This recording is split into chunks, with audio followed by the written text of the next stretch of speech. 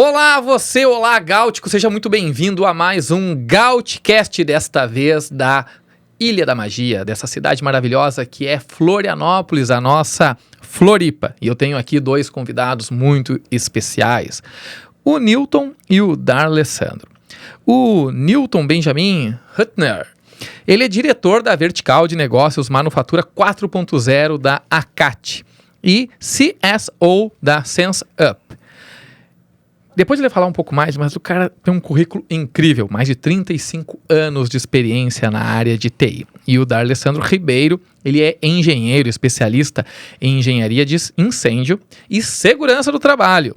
Mestre em engenharia elétrica, perito judicial, PMP, gestão de projetos e habilidades outras aí como o mestrado já foi falado, pós-graduação em engenharia e segurança do trabalho.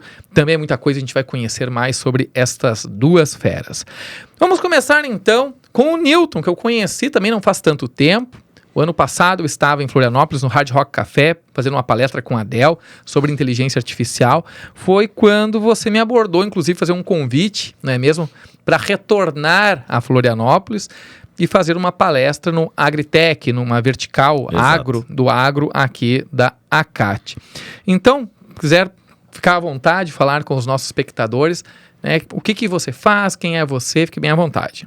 Bom, boa tarde, Ederson, boa tarde, D'Alessandro. Conheci o Ederson na Dell, na palestra da Dell, e o que nos conectou, por incrível que pareça, foi vacaria. É verdade. Porque nós trabalhamos, né? Ele é de vacaria e eu trabalhei durante muito tempo, nesses 35 anos, basicamente dois em vacaria. Ou da vacaria, para você que é dessa cidade mais maravilhosa que Floripa, inclusive.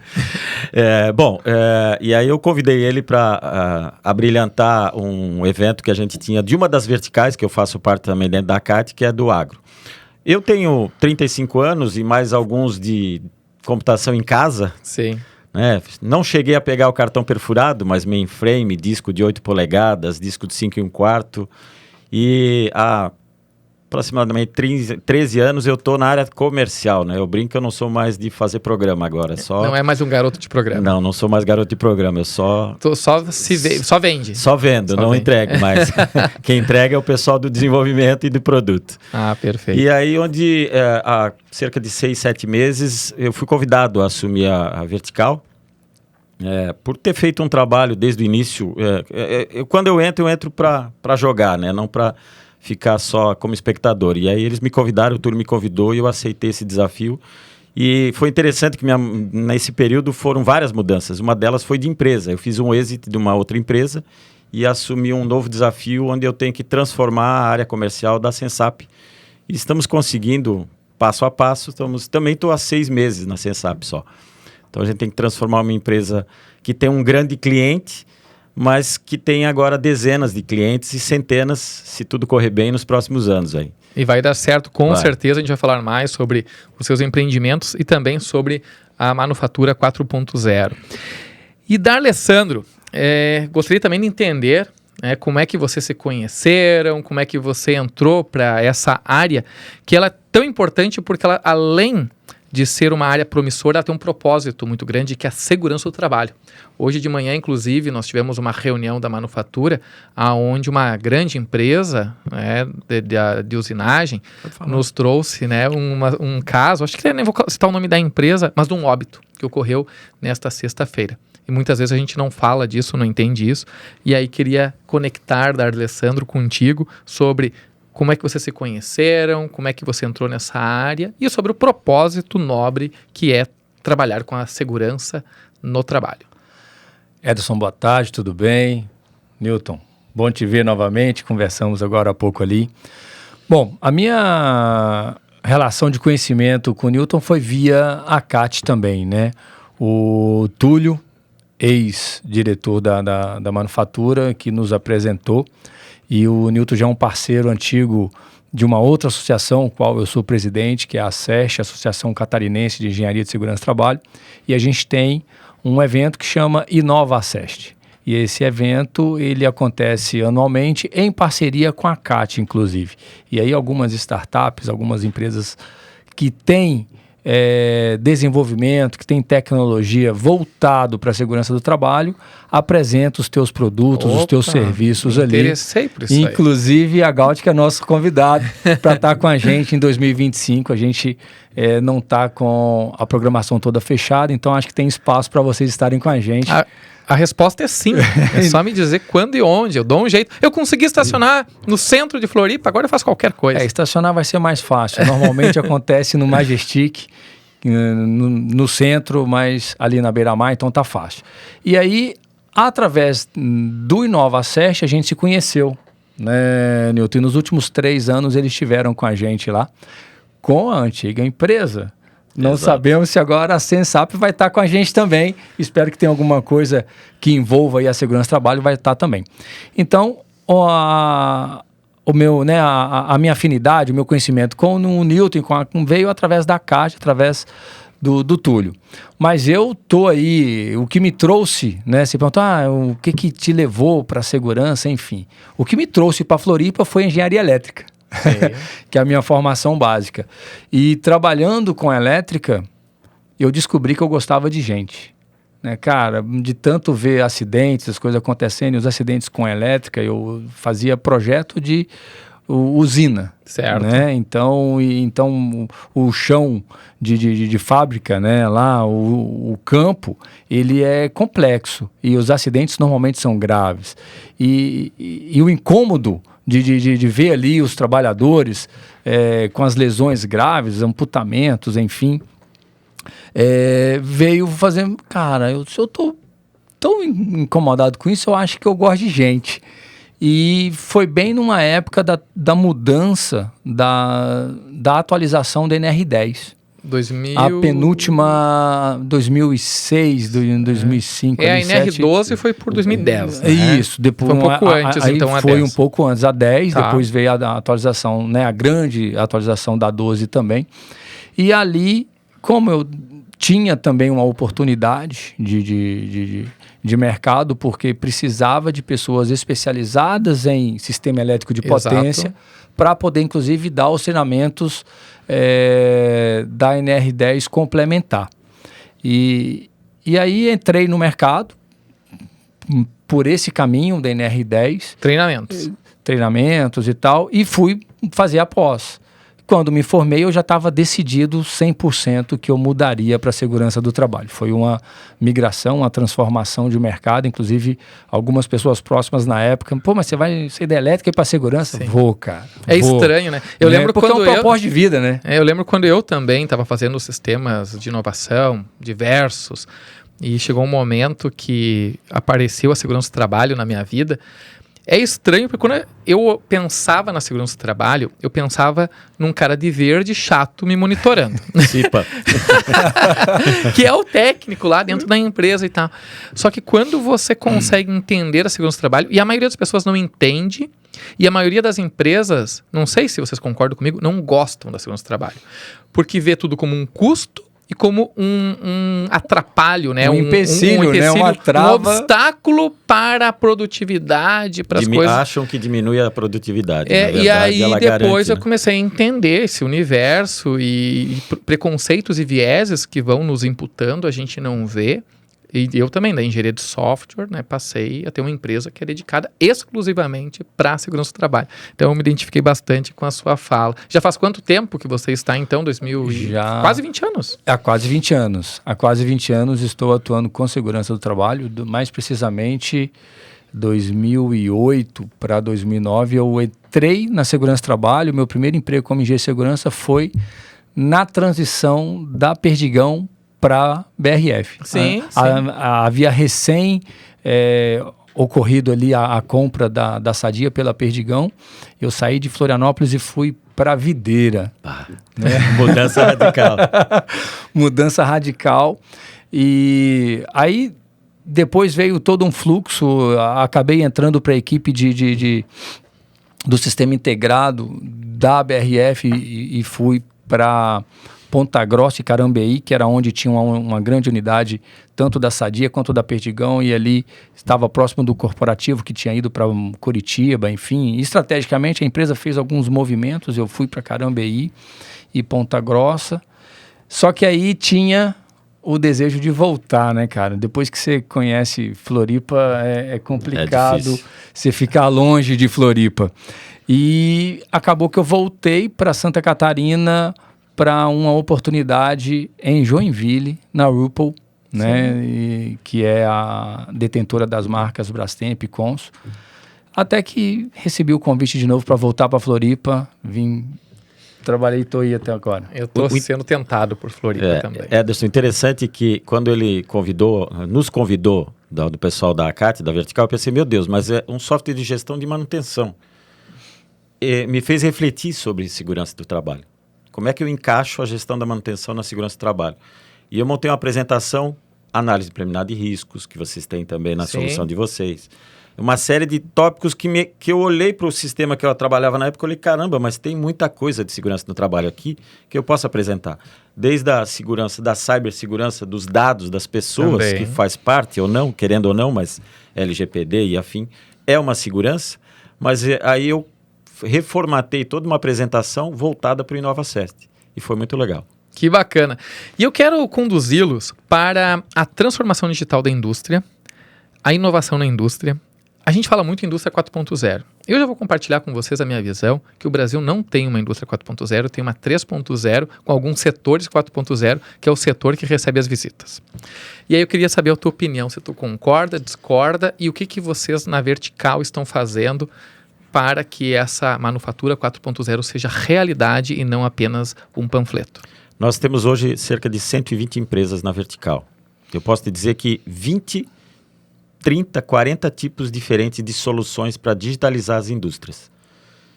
E às vezes a gente não consegue fazer com que o empresário nos ouça. Em compensação, às vezes vem um empresário de uma média indústria do oeste catarinense, vem nos visita e olha, eu quero tirar o papel.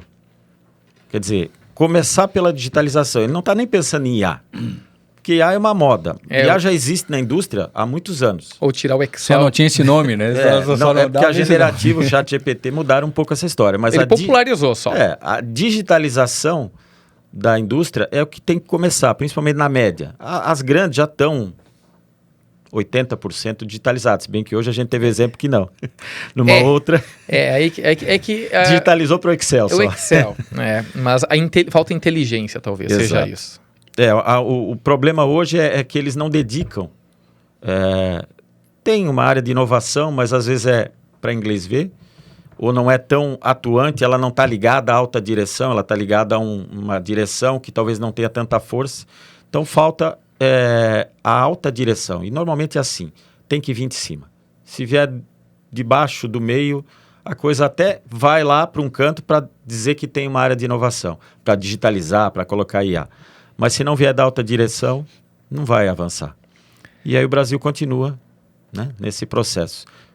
E você, então, é presidente da qual associação mesmo? ACEST. ACEST. Associação Catarinense de Engenharia de Segurança do Trabalho. Engenharia de Segurança do Trabalho. E como é que você vê, como presidente, liderando, então, um grupo que vocês têm também diretorias, frentes de trabalho, o papel da tecnologia na segurança do trabalho, na questão normativa, né, norma técnica, norma regulamentadora. O que você observa, o que vocês vêm fazendo para fomentar e para o despertar do tomador de decisão que foi comentado? Porque se ele não quer, não tem jogo. Sim. Bom, Ederson, a gente tem vários Brasis dentro de um Brasil, né? E eu digo isso porque... além de estar à frente da ACEST, eu faço parte da diretoria da ANEST, que é a Associação Nacional de Engenharia de Segurança do Trabalho. E ali eu sou o diretor da Regional Sul, que abrange os 3 estados do Sul. Então a gente, quando pega a região Sul, Sudeste, e vai fazendo não comparação, mas parâmetros com relação à região Nordeste, Norte, Centro-Oeste, a gente consegue enxergar bem esses Brasis dentro do Brasil. E isso também na segurança do trabalho. Isso não é só na indústria, porque reflete tudo, né? Está na indústria, está no mercado, está no dia a dia das pessoas e está também na segurança do trabalho. Nós entendemos que tem evoluído. O problema é que a grande dificuldade, às vezes, de você também conseguir implantar e colocar a tecnologia nas empresas, voltado à segurança do trabalho, é porque a legislação não evolui na mesma velocidade. E nem precisaria evoluir na mesma velocidade. Se ela evoluísse um pouquinho mais rápido, já seria bom. Sim, né? A sim. gente tem ainda na nossa área, e eu sinto tranquilidade de falar isso com você, porque nós atuamos na mesma área, nós temos um nó que não nos deixa, às vezes, conseguir entrar, que é a própria legislação. Porque o Newton disse bem, a empresa faz aquilo que vem da responsabilidade de linha, que é o que a gente chama de responsabilidade de linha, que é o que quem tem o poder da caneta define, a empresa faz. Né? Se o dono, se o diretor, se o CEO, se o chefe assumiu, ele define e a empresa segue. Então ela é de cima para baixo. E como no Brasil segurança não é prioridade, segurança se faz para cumprir norma, para cumprir lei. Sim, é compulsória. Então é um problema. Por quê? Porque aí ele faz aquilo que ele precisa fazer para atender a legislação, atender o que o governo está exigindo. E com isso, toda essa tecnologia que hoje a gente tem para ofertar, às vezes temos dificuldades deles entenderem, enxergar, não, eu não preciso disso.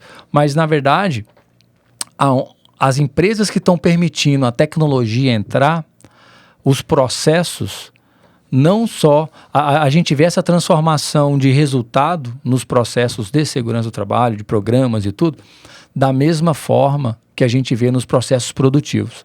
E é isso que acredito que nós temos que estar cada vez mais aprendendo a vender.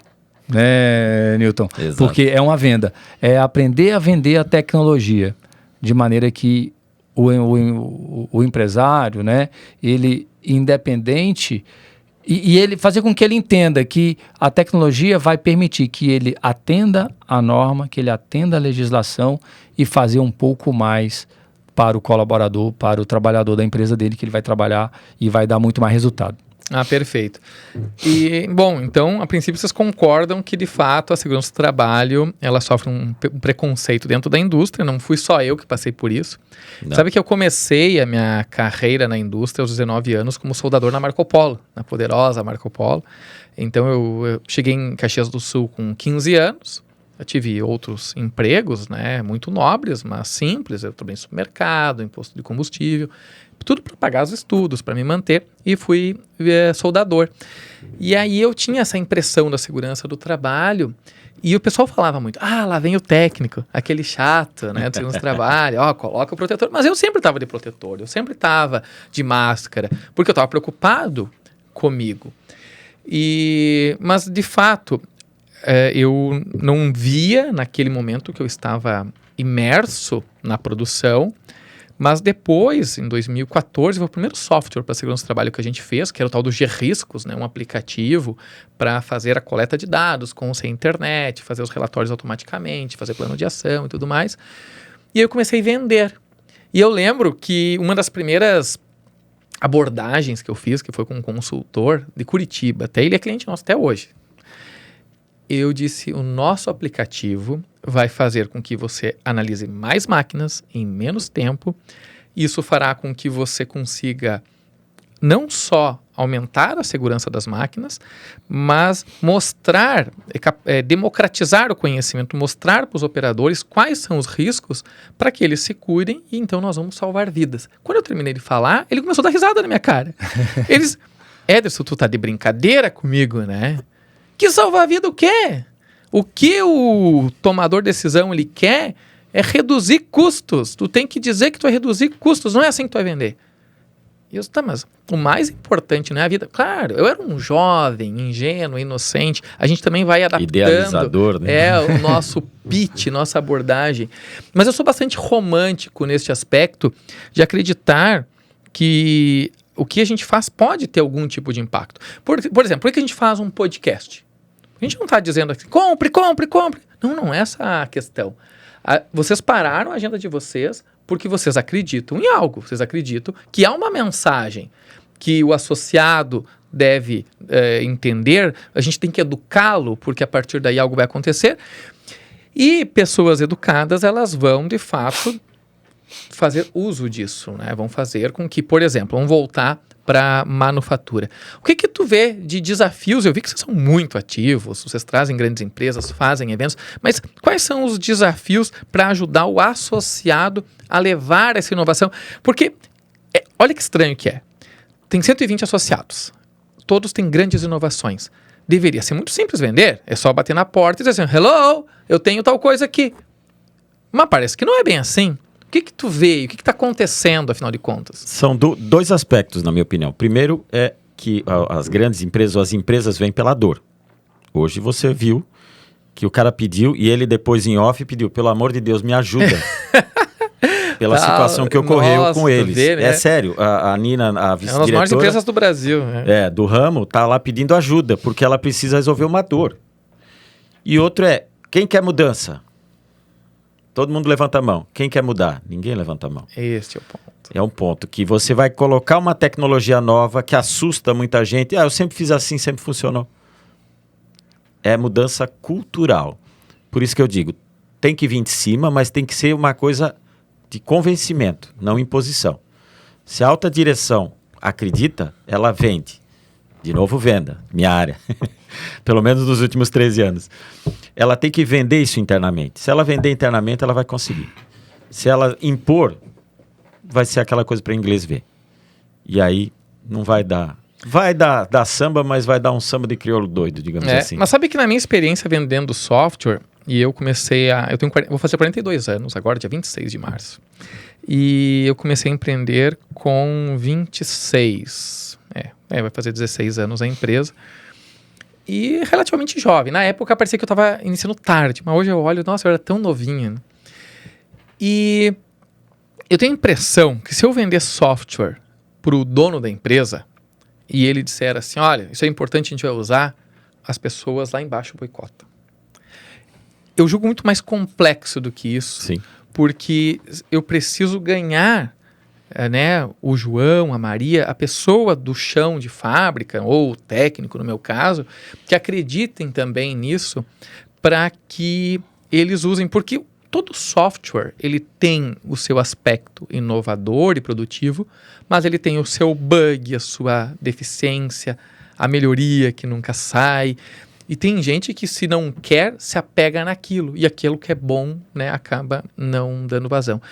E aí eu queria te ouvir, D'Alessandro, em relação à tua experiência com tecnologia. Tu já teve alguma ou implantação de sistema, ações que tu chamastes, inclusive, o Newton por causa de sistema, foi para os associados, isso. Como é que você enxerga isso sobre os níveis da tomada de decisão? Né? O estratégico, tático, operacional. Como é que é a melhor estratégia para se mudar uma cultura que é gerar uma transformação digital num dos setores que eu julgo mais crítico. O que não tem dinheiro, que é o patinho feio do setor da empresa, né? E também, né, às vezes é visto como um empecilho, uma barreira para maior produtividade. Bom, vamos lá. Tava vocês dois conversando aí, me fez voltar um pouquinho no tempo ali, até pegando alguma experiência minha de duas situações. Uma que acabei não absorvendo e não aplicando a tecnologia, e a outra que já que tá aqui, vou usar esse trem, vou usar esse negócio aqui. É o mineiro falando. Bom, de vez em quando sai, tá, gente? Tô em Santa Catarina já há mais de 20 anos, mas de vez em quando sai um ai, um trem, um so. O ou já saiu, o ou não vem mais. Ou, me dá isso aqui. Não, mas o trem e o ai ainda sai. Que assim, eu vejo que é um misto, tá? Acho que não é nem 100% a tua posição. Concordo contigo aqui, na opinião, bom de opinião que cada um tem a sua, né? Então, opinião, eu não preciso concordar contigo, opinião tem a minha, e você não precisa concordar com a minha também. Opinião é isso, né? E é bom que se entenda, porque às vezes a gente tem dificuldade também de entender o que é opinião. Gente, deixa o cara ter opinião diferente da sua, não tem problema não, tá tudo certo. Mas eu acho que é uma mistura das duas de vocês. Por quê? Existe sim a situação de que você tem que envolver o executor, o operacional, para que ele se familiarize com aquela tecnologia e ele consiga utilizar, porque se ele tiver alguma barreira, se ele tiver uma dificuldade muito grande, seja por falta de conhecimento, seja porque ele já está acostumado com outra, seja porque qualquer coisa, ele não vai utilizar, não vai aplicar. Falando em termos de tecnologia, né? Quando a gente fala que vem de cima para baixo, tecnologia, o operacional, sim, ele consegue boicotar, às vezes, a tecnologia. Porque se eu boicoto a tecnologia e dou o resultado que o meu chefe quer, ele, às vezes, vai passar panos quentes se eu não estou usando a tecnologia ali. Ele vai achar que não precisa investir naquilo. Não, já investi, mas tudo bem, estão me entregando. Ele faz no Excel. O problema é dele, ele está tendo mais trabalho, mas ok, está me entregando. Então o chefe às vezes vai, porque isso aconteceu comigo. Existe. É um exemplo prático isso aqui que eu estou falando. É por exemplo, raro, mas acontece muito. Quem aí já tentou ou utiliza o módulo de SSMA do SAP, ou SAP, enfim, PAS, aí você pode usar a língua que você quiser. Sim, aí, mas o SAP. O SAP. Né, o SAP. Gente, cara, olha, a primeira vez que chegou o SAP para eu trabalhar como coordenador de segurança, e eu tive que aplicar o módulo de segurança, eu não conseguia aplicar. Continuei usando no Excel. Por quê? Porque eu conseguia entregar e na minha concepção me dava menos trabalho do que... Sim, esse é o ponto. O É SAP. muito bom falar com o usuário, mas, né? Exato. Mas Quem num tá na segundo ponta. momento, eu fui convencido pela minha parte, assim, cara, você vai levar um tempo para programar isso aqui. Mas depois que você programar, que você tiver dados nisso aqui, você vai nadar de braçada. E aí eu tenho assessoria em segurança do trabalho, né? Tem a minha empresa e a gente... você é perito também, né? Também. Depois eu quero saber mais sobre perícia. E a gente tem alguns softwares que a gente utiliza, né? E a grande questão da tecnologia justamente é a montagem dela. Vou falar numa linguagem assim que vai entender. É você colocar ela no teu molde, é você moldar para que você consiga utilizar. Depois, quando você está utilizando essa tecnologia, ela te ajuda muito. Então, acho que o grande ponto da tecnologia, seja para o líder, seja para o chefe, para o dono, enfim, colocar para aplicar, seja para o operacional conseguir e aceitar aplicar e operacionalizar isso, é passar pelo processo de implantação. O problema da tecnologia é a implantação. Esse período de implantação, essa novidade, essa mudança é que é traumático. E às vezes a gente não tem ali um suporte, porque o que acontece na empresa também? Ela compra o sistema e coloca, você tem que usar, isso aqui está para você usar. Claro, ela dá os treinamentos, na maioria das empresas, né? Dão os treinamentos, a capacitação e tudo. Só que a tua rotina não para. Sim. A tua rotina continua, as tuas entregas continuam.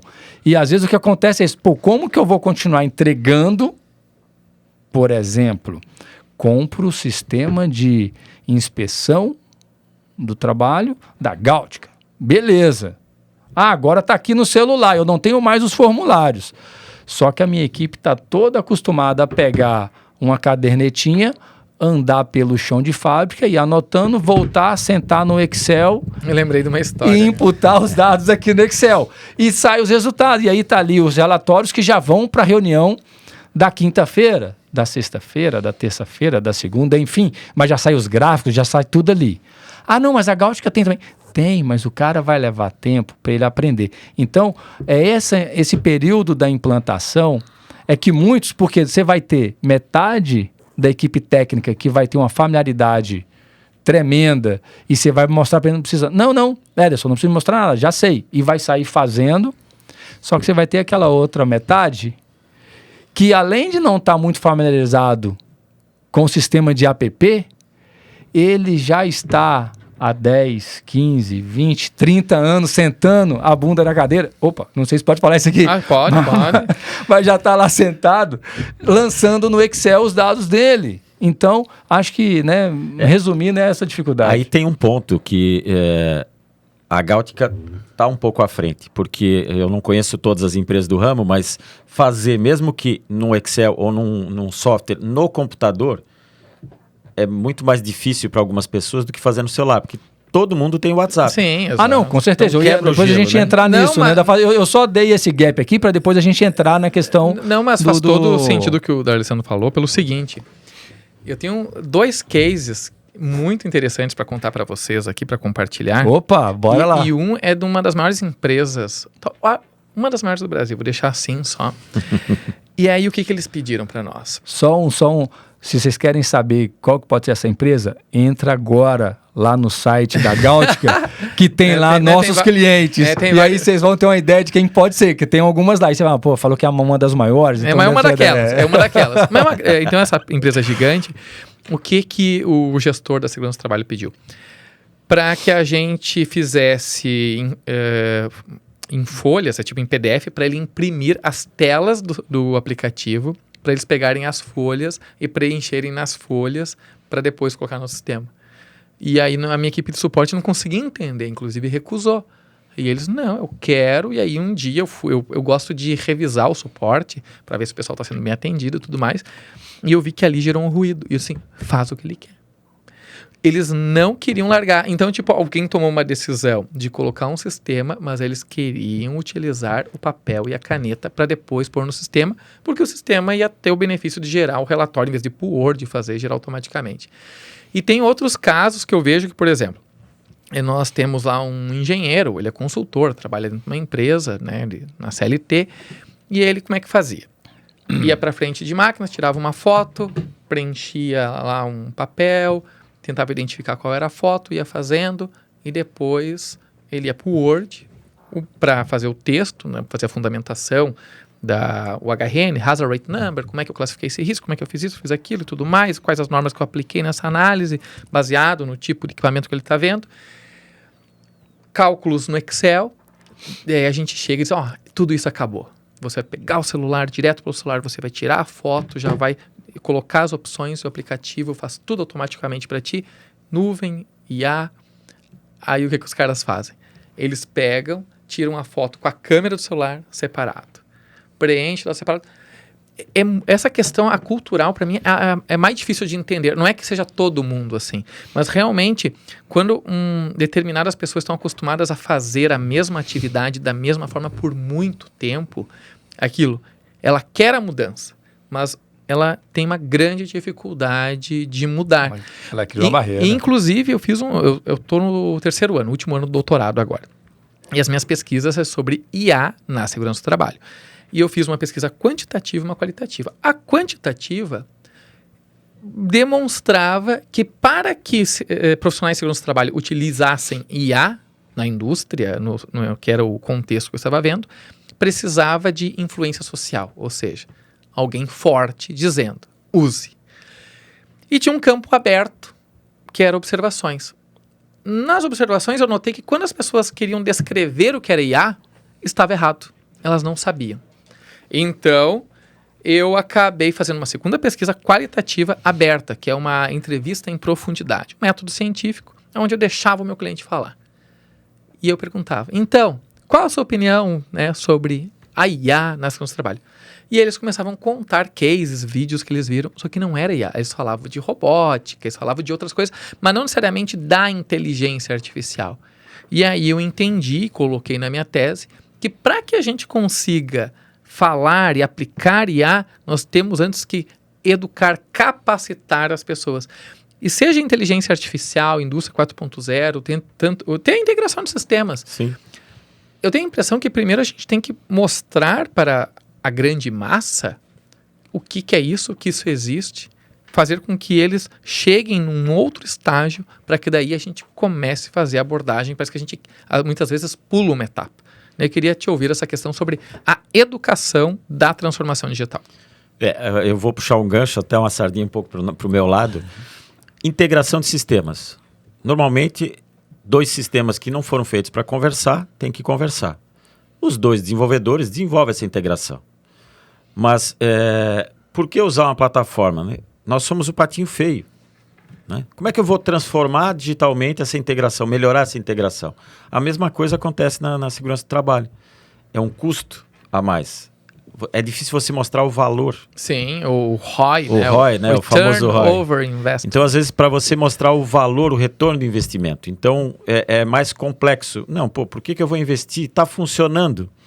Só que, às vezes, a pessoa não sabe que alguém lá atrás resolveu, teve que suar, passou o final de semana trabalhando, acordar alguém de madrugada para resolver um sinistro, ou mesmo uma integração que parou, não chegou, faturou, mas não gerou boleto, aí o cara não pagou. Então, a digitalização é importante nesse sentido, mas a mudança tem que ser a cultura, né? Entender. Então, assim como na segurança do trabalho é difícil você mostrar para a alta direção que é mais importante do que ele imagina, no meu caso também, a integração, né? Eu tenho que mostrar, porque às vezes o dev, não, eu não quero mexer com isso porque é isso que eu faço, que é o mesmo caso que você citou. Não, mas aqui eu posso ser um facilitador, eu não quero te substituir, eu quero facilitar a sua vida. Que é o mesmo caso da segurança, eu quero facilitar, eu quero dar mais expertise, quer dizer, ele usar a mente dele para coisas mais úteis talvez, né? Pensar em soluções, não ficar registrando informações ou pensando. Então, ele usar tudo aquilo que ele estudou, né, dentro da segurança para melhor. Então, é aquela história da mudança e do quer mudar ou quer mudança.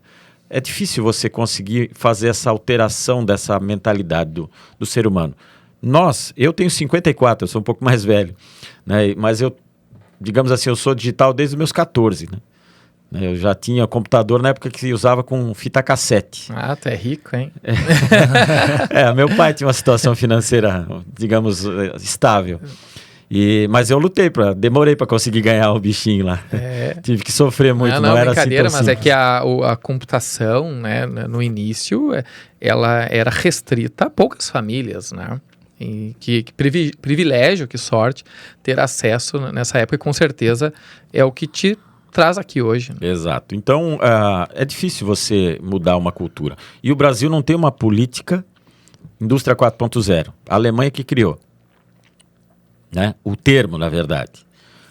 E ela criou uma política de Estado. Sim. Né? O Brasil não tem nem política sobre indústria. Nesse sentido de digitalização, que é um problema. Você vai para a Argentina, tem. Japão. Não é só grandes países que tem, né? A Alemanha, Estados Unidos tem, o Brasil não tem. Então, talvez, e esperar que tenha, não, a gente tem que correr atrás. Nós, empresários da tecnologia, temos que fazer uma união, digamos assim, com o industrial para trazer essa digitalização. E, às vezes, você coloca um sensor numa máquina analógica, sim, ele já começa uma digitalização. Quer dizer, é um pequeno detalhe que você consegue fazer com que digitalize, vai crescendo e aprimorando a indústria. Sim. Não, e a gente está trazendo aqui questões que tipo, quem tiver a resposta, aquela, sabe, a pergunta uma vez falava de $1 milhão, mas hoje em dia $1 milhão já não dá para mais nada, né? Então hoje é a pergunta de $1 bilhão, né? A pergunta unicórnio. Exato. Porque quem responder ela ganha um grande prêmio, porque eu acho que o desafio de toda a inovação é isso. Como é que eu vendo, como é que eu converso com aquela pessoa. E aí, D'Alessandro, você desempenha muitos papéis. Presidente da associação, empreendedor consultor, perito. E agora eu quero trazer esses personagens aqui e tente responder essa questão olhando principalmente com essas atuações. Como é que a gente poderia levar mais a SenseUp, as empresas que estão na vertical manufatura 4.0, como é que a gente aproxima de fato o problema da solução, na sua opinião? Bom, é interessante essa pergunta e engraçado que a gente não combinou nenhuma pergunta, não combinou nada, e essa pergunta ela encaixa tão bem num propósito que eu tive quando assumi a associação, porque eu já estava no mercado de trabalho,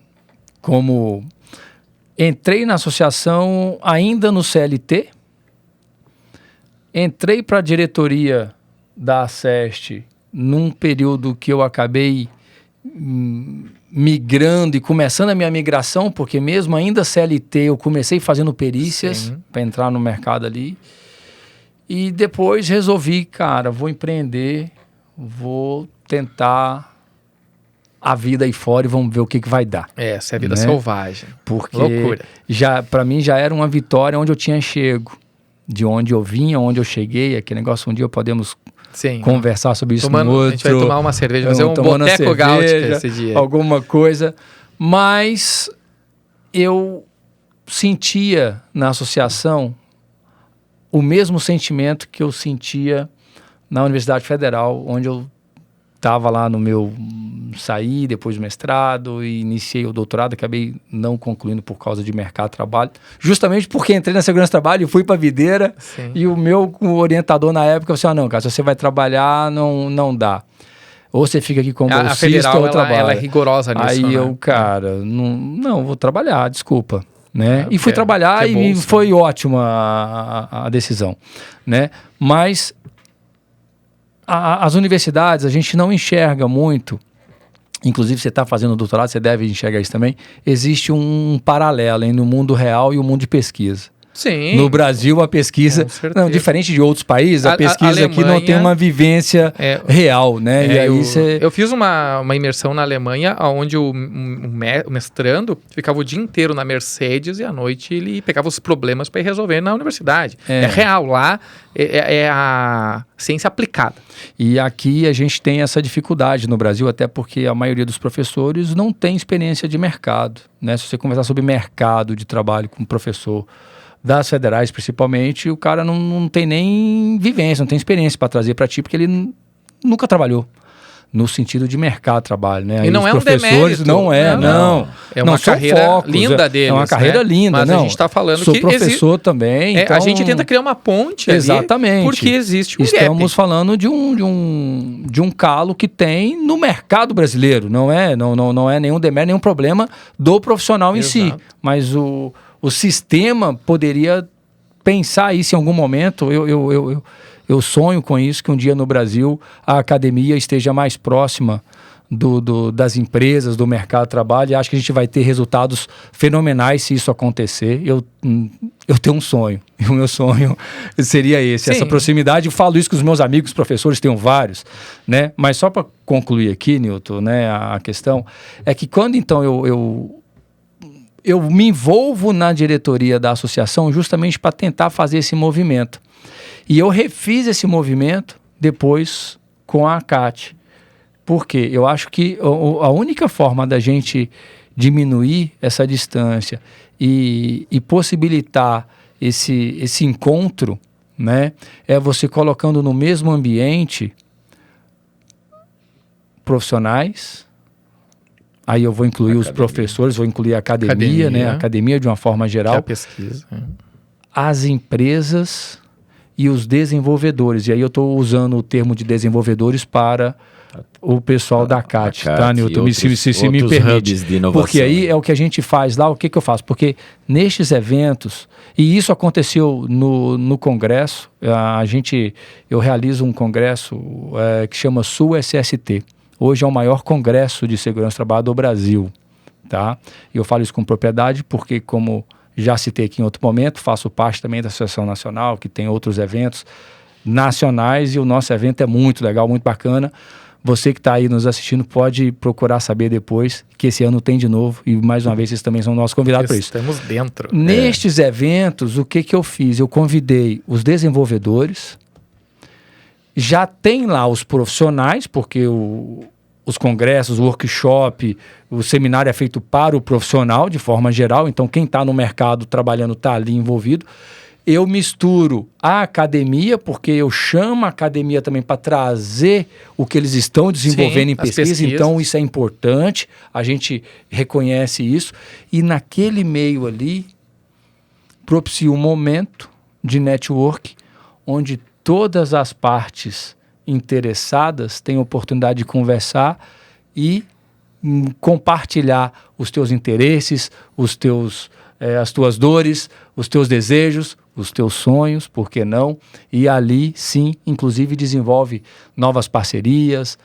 Eu mesmo acabei entrando numa parceria da ACAT e fui trabalhar com inovação e voltei um pouquinho para elétrica, entrando no metaverso, enfim, né? E é isso aí. Então, eu acredito que uma forma é de você misturar as pessoas dos diferentes meios e ali elas encontram, a sinergia acontece e o desenvolvimento e a tecnologia, a inovação continua a todo vapor, que é o que o Nilton falou e falou muito bem, né? Se no Brasil nós não temos essa cultura, nós que estamos envolvidos na tecnologia, na inovação, precisamos criar essas oportunidades. E é dessa forma que eu enxergo e tento fazer, entendeu? Incrível, nós até muito bom. tentamos fazer isso. Nós estamos tentando fazer isso dentro da Vertical, porque tem vários professores da UFSC fazendo parte do grupo da Vertical e eles contribuem. O professor Rabelo é um dos principais ativos dentro.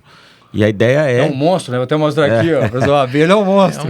E a ideia é que a gente... Mas aí depende também do empresário, né? O pessoal, os próprios empreendedores têm que buscar academia também. Não é só a academia buscar o empreendedor, porque eles não têm essa cultura de buscar o mercado. O mercado ele tem que ficar atento. O professor Rabelo mesmo disse, olha, eu tenho profissional gratuito aqui.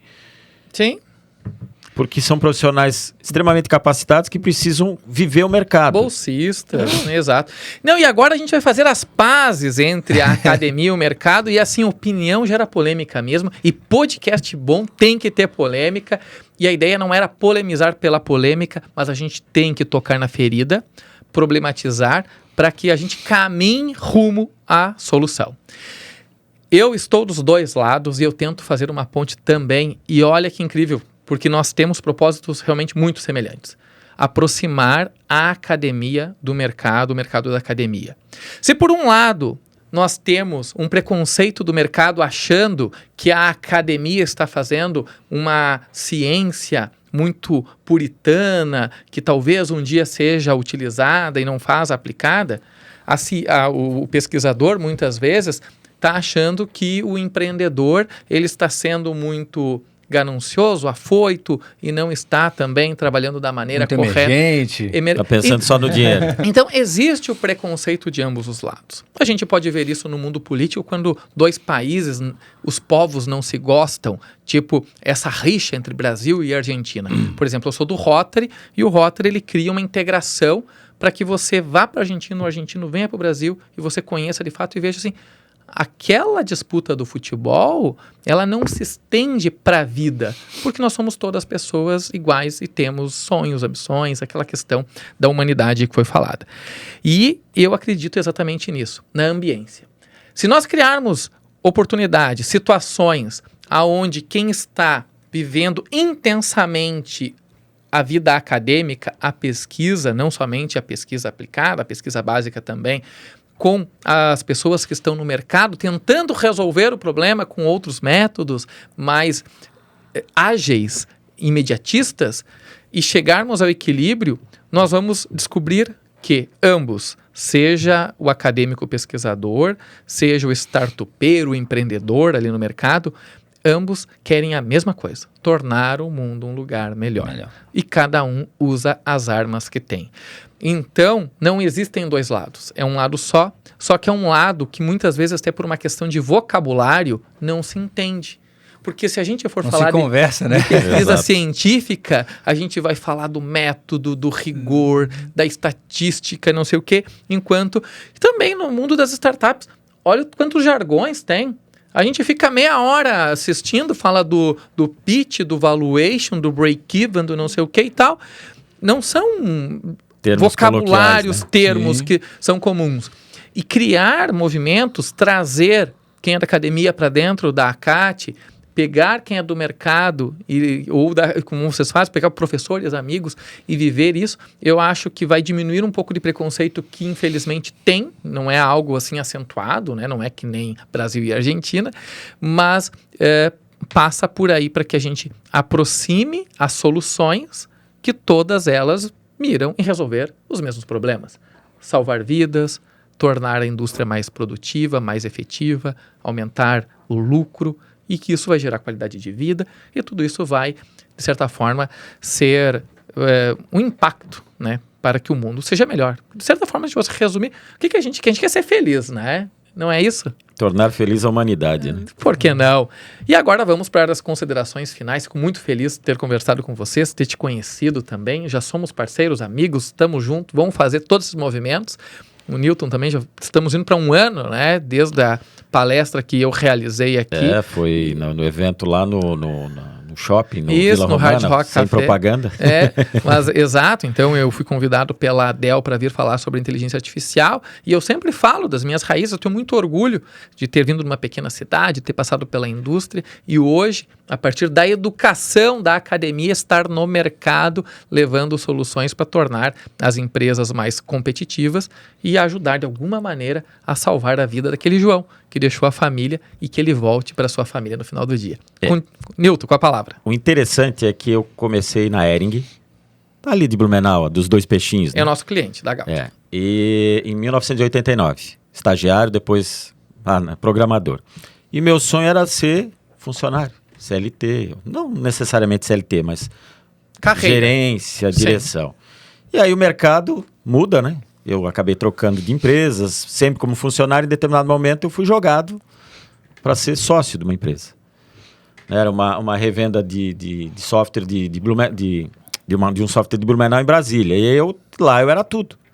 Foi minha primeira startup, não sendo desenvolvimento, mas fazendo. Nem existia o termo startup na época. E aí e aí eu criei gosto pelo empreendedorismo. Então, e eu já tinha meus 40 anos, mais ou menos. Então, quer dizer, nunca é tarde para você começar a sua empresa, o seu negócio.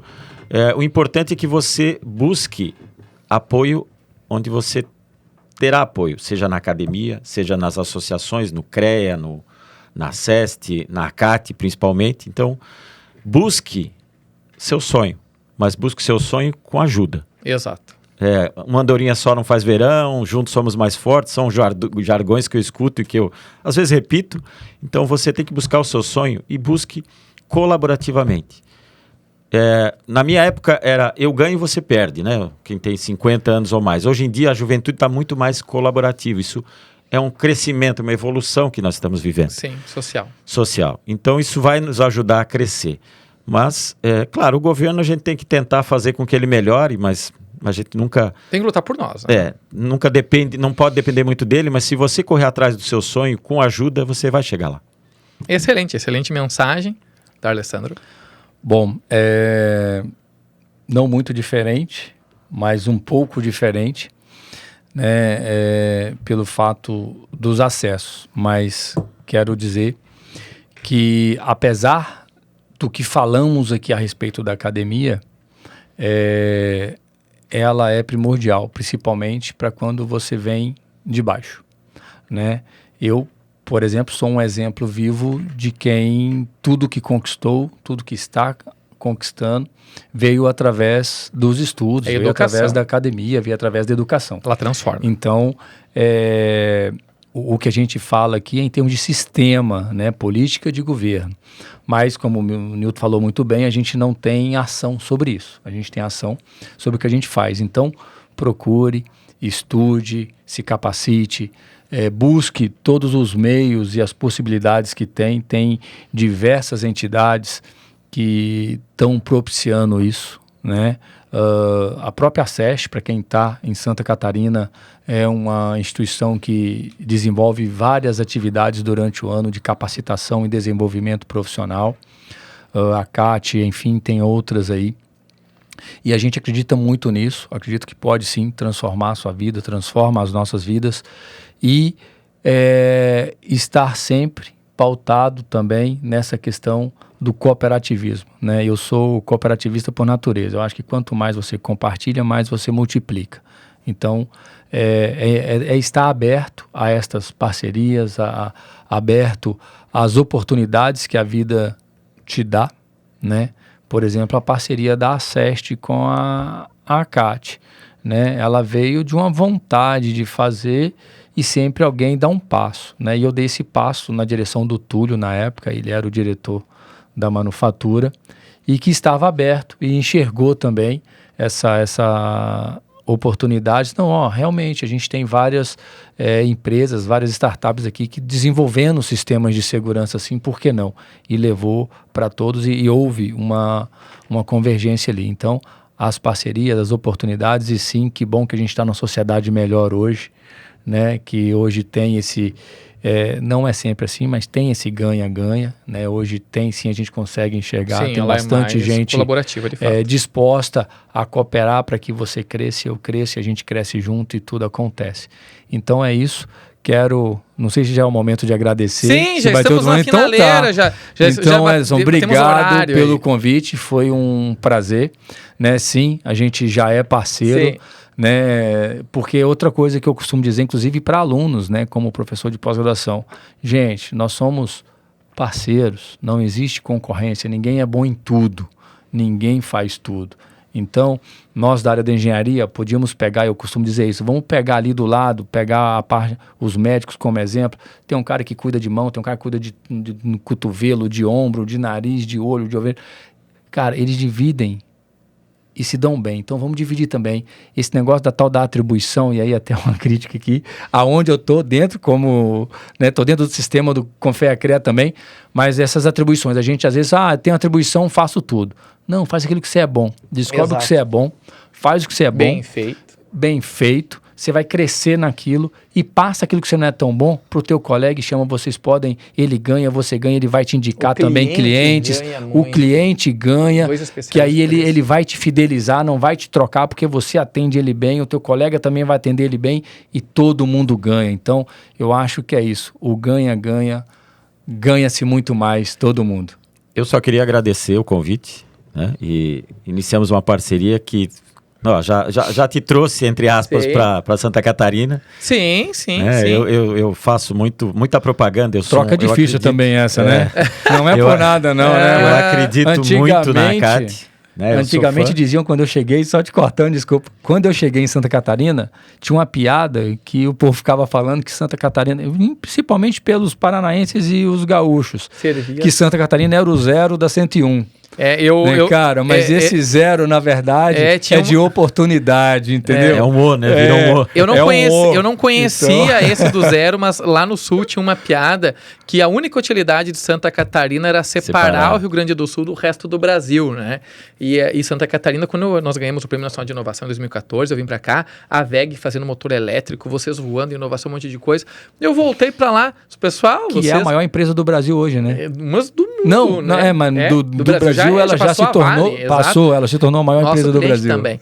E realmente, assim, é incrível o que eu tô vendo aqui, e muito obrigado por abrir os meus olhos e dizer assim, Ederson, a Gáutica pode mais em Santa Catarina. E ela pode mais aqui, e principalmente com a CAT, agora com a Ágora, a SEST, com vocês. Eu tô realmente muito feliz, muito grato por ter tido essa dica, ou essa bica, como hoje de manhã o cara falava muito, vou te dar uma bica, né? Que bica de ouro essa daí. Bica porque o nome dele é Brown, né? Então é dica do Brown, então bica ele falava, só para esclarecer, porque senão o povo vai ficar achando o que é isso, né? Eu achando que eu me dei uma bica. Não, então é dica mesmo de D'Alessandro, né? Aqui também. Aqui é ou uma nica. Mas aí o nica fica meio estranho. Esse aí. Valeu, pessoal, por nos acompanharem em mais um Gautcast. Aqui é muito conteúdo inteligente para você. Espero que tenham gostado e até mais. Até o próximo. Tchau! Quer garantir a conformidade da sua empresa de forma inovadora, ágil e confiável? Acesse já gautica.com e teste nossas soluções gratuitamente por 30 dias.